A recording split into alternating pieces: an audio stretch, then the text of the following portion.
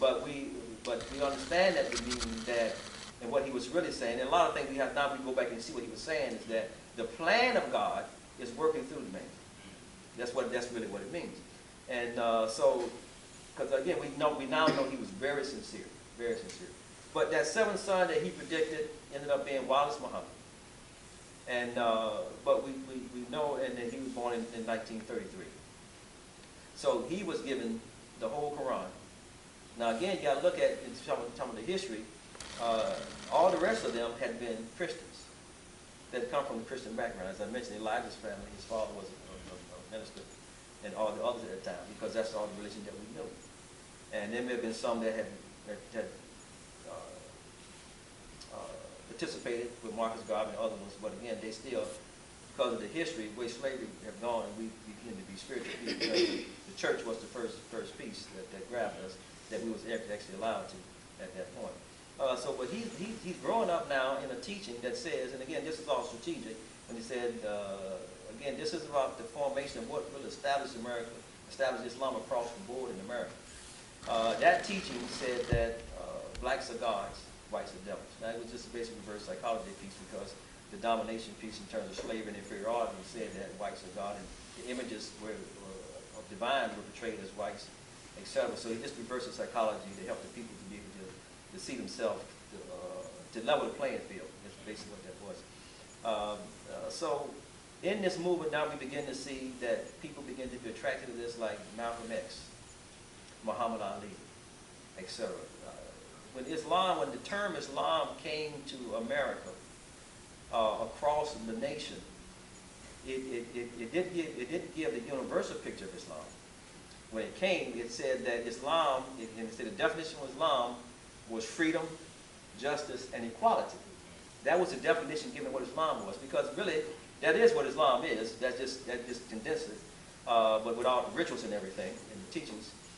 Because really, that's what was needed. There was no freedom.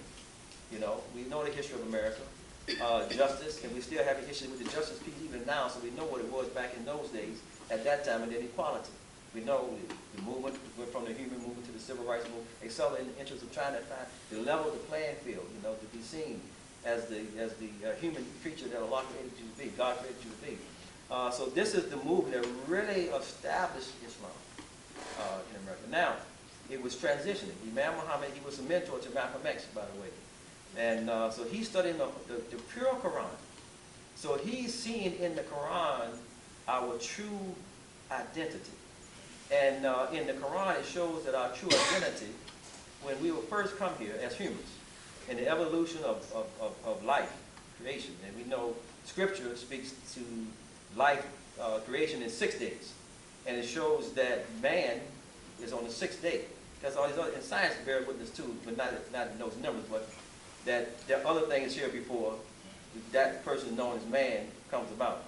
And but that man, he came upon the earth not as he had an identity, but it wasn't a cultural identity, it wasn't a national identity, it wasn't a racial identity, it was not an ethnic identity, but it was the first identity. So the Quran takes us back to that identity, and that identity was human.